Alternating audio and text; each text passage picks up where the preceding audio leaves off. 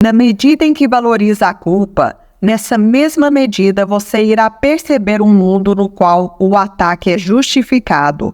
Mas, na medida em que reconhece que a culpa é sem significado, nessa mesma medida perceberá que o ataque não pode ser justificado.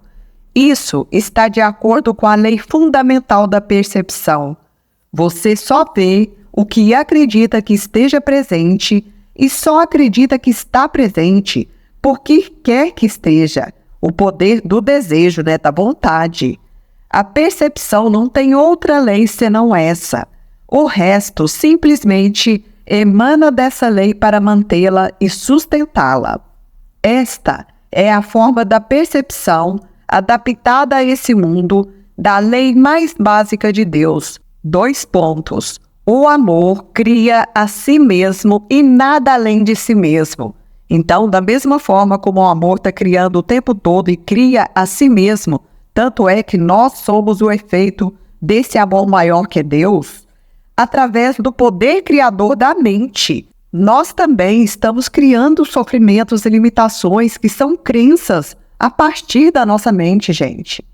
As leis de Deus não prevalecem diretamente em um mundo no qual a percepção domina, pois tal mundo não poderia ter sido criado pela mente de Deus, para a qual a percepção não tem nenhum significado. Entretanto, as leis de Deus se refletem em toda parte. Não que o mundo onde esse reflexo está seja de fato real, mas apenas porque o seu filho acredita que ele seja real e Deus não poderia se separar inteiramente da crença de seu filho. Que coisa linda! Olha só, Deus nos ama tanto, mas tanto, que Ele não se separa de nós apesar de termos criado inúmeras crenças que nos impedem até de nos conectar com o Criador. Mas Ele está aí. Nós vivemos dentro da mente desse Pai amoroso. Deus não poderia entrar na insanidade de seu filho com ele, mas podia ter a certeza de que a sua sanidade, ou seja, a sanidade do próprio Deus, foi com o filho, de modo que ele não ficasse perdido para sempre na loucura do seu desejo.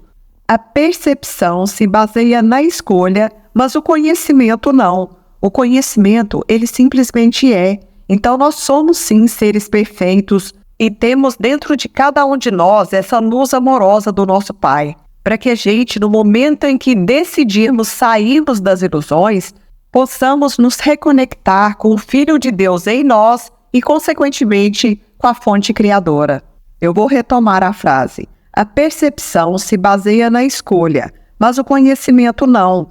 O conhecimento tem apenas uma lei, porque tem apenas um Criador. Mas esse mundo foi feito por 2, e eles não vêm do mesmo modo. Para cada um, o mundo tem um propósito diferente, e para cada um, ele é um meio perfeito para servir a meta em função da qual é percebido. Para o especialismo, um mundo é a moldura perfeita para realçar o ego, o campo de batalha perfeito para pagar o preço das suas guerras, o abrigo perfeito para ilusões que ele quer fazer com que sejam reais. Nenhuma única ilusão deixa de ser mantida em sua percepção e nenhuma só deixa de ser completamente justificada. Então todas as ilusões vão ser justificadas, vão atrair circunstâncias, pessoas que confirmem cada uma das ilusões. Nesse detalhamento acima, ele trouxe como a percepção se manifesta quando estamos aprisionados pelo ego. Há um outro fazedor do mundo, aquele que simultaneamente corrige a crença louca em que alguma coisa possa ser estabelecida e mantida sem algum elo que a retenha dentro das leis de Deus. Não como a lei em si mesma mantém o universo como Deus o criou, mas de alguma forma adaptada à necessidade que o Filho de Deus acredita que tem. O erro corrigido é o fim do erro, e assim Deus protegeu seu Filho, mesmo no erro. Aqui deixa claro que a nossa parte humana está aqui para errar e para aprender a fazer melhores escolhas, Há um outro propósito no mundo feito pelo erro, porque ele tem outro fazedor que é capaz de conciliar a sua meta com o propósito do seu Criador, que no meu entendimento, esse outro fazedor aqui é o Espírito Santo.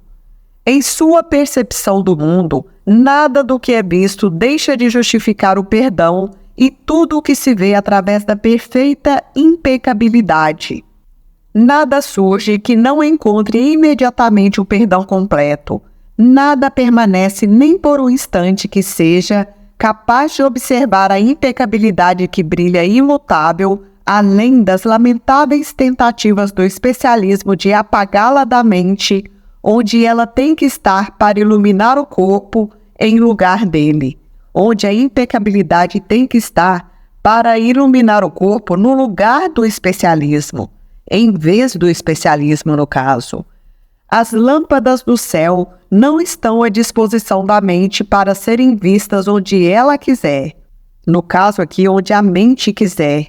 Se a mente escolhe vê-las em outra parte que não seja o seu próprio lar, como se iluminassem um local onde não poderiam jamais estar, então o fazedor do mundo tem que corrigir o teu erro para que não permaneça na escuridão onde as lâmpadas não estão. Em outras palavras, o Espírito Santo está sempre à disposição para corrigir todos os nossos erros, todos os nossos equívocos. Mas a gente precisa se colocar nesse estado de prontidão, de entrega e de abertura. Cada um aqui entrou na escuridão, no entanto, ninguém entrou sozinho, nem precisa ficar mais do que um instante, pois veio com a ajuda do céu dentro de si, pronta para conduzi-lo para fora da escuridão, rumo à luz a qualquer momento. Todos nós viemos com essa força, com esse poder magnífico chamado Espírito Santo. E é Ele que nos direciona rumo à luz, na direção da luz. O momento que Ele escolhe pode ser qualquer momento, pois a ajuda está lá, apenas esperando pela sua escolha, o momento em que a gente escolhe. E quando Ele escolhe usar o que lhe é dado, então verá cada situação que antes imaginava como um meio para justificar a sua raiva, se transformar em um evento que justifica o seu amor. E ele ouvirá claramente que os chamados para a guerra que antes escutava são realmente chamados para a paz, e perceberá que onde investiu o seu ataque existe apenas um outro altar onde ele poderia ter concedido perdão com igual facilidade e muito mais felicidade. E assim, irá reinterpretar toda a tentação como apenas uma outra chance de trazer alegria a si mesmo. Que bonito isso, né, gente? Tudo que nos acontece é para um bem maior. Tudo é em função do amor universal, do amor estendido. Como é possível que uma percepção equivocada seja um pecado? Olha só, são apenas erros. Permite que todos os erros do teu irmão nada sejam para você, nada além de uma chance de ver as obras daquele que ajuda, no caso do Espírito Santo, e que te são dadas para que você veja o mundo que ele fez, em vez do mundo que você fez. O que, então, se justifica em tudo isso? O que quer? Pois essas duas perguntas são uma só. E quando você as ver como uma só, a tua escolha está feita. Pois é o fato de vê-las como uma só que traz a liberação da crença em que existe dois modos de ver. Esse mundo tem muito a oferecer à tua paz e muitas chances para estender o teu próprio perdão.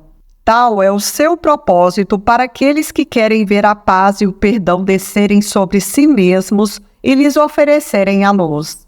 O fazedor do mundo da gentileza tem perfeito poder para apagar o mundo da violência e do ódio que parece se colocar entre você e a gentileza do Cristo em ti. Esse não está presente aos seus olhos que sempre perdoa. Esse mundo da violência e do ódio não está presente aos olhos do Cristo que sempre perdoam. E, portanto, não precisa estar presente aos teus próprios olhos, aos nossos no caso. O pecado é a crença fixa em que a percepção não pode mudar. O que foi condenado está condenado e condenado para sempre, sendo para sempre imperdoável. Isso na ideia do pecado, de quem acredita que o pecado é real. Então o pecado é uma coisa que nunca pode ser perdoado. Gente, olha quanto absurdo. E a gente acreditou nisso quantas vezes, né? Qual de nós não acreditou que existia pecado? Eu mesma já acreditei também. Mas vendo por esse outro olhar agora que está trazendo, é interessante observar como a gente nunca questionou os fatos. Porque se um pecador está condenado e condenado para sempre, sendo para sempre imperdoável, qual que é o propósito de uma pessoa assim continuar vivendo? Estava na nossa cara que não tinha razão de ser. Isso que nos contaram, né? Mas a gente acreditou. E graças a Deus estamos saindo desses equívocos. Pelo menos esses a gente já está liberando. Vou retomar aqui só para contextualizar. O pecado é a crença fixa em que a percepção não pode mudar. O que foi condenado está condenado e condenado para sempre, sendo para sempre imperdoável. Se, então, ele for perdoado, a percepção do pecado não pode deixar de ter sido errada. E assim, a mudança se faz possível. O Espírito Santo também vê o que ele vê como algo que está muito além da possibilidade de mudança. Mas, na visão do Espírito Santo, o pecado não pode se intrometer, pois o pecado foi corrigido pelo que ele vê, pelo que o Espírito Santo viu, porque é apenas um erro. E assim, ele não pode deixar de ter sido um erro e não um pecado, pois o que ele clamava que nunca poderia ter havido, houve. O pecado é atacado pela punição e assim é preservado. Que interessante, quanto mais a gente ataca os ditos pecadores, mais a gente está preservando essa ideia de punição, de sacrifício, de condenação. Que coisa, gente. Vou retomar novamente essa frase. O pecado é atacado pela punição e assim é preservado. Mas perdoá-lo é mudar a sua condição de erro para a verdade. O Filho de Deus nunca poderia pecar, mas pode desejar o que iria feri-lo. Ele tem o poder de pensar que pode ser ferido. O que isso poderia ser, senão uma percepção equivocada de si mesmo? Vejam só. Isso é um pecado ou um equívoco? É perdoável ou não? Ele necessita de ajuda ou de condenação? O teu propósito é que ele seja salvo ou condenado. Vejam bem, são questões que a gente vai responder em relação ao que o outro fez. É uma percepção equivocada dele mesmo? É um pecado ou um equívoco? É perdoável ou não é perdoável? Ele necessita de ajuda ou de condenação? O propósito é que ele seja salvo ou condenado. E na sequência ele já vem respondendo aqui, nos orientando.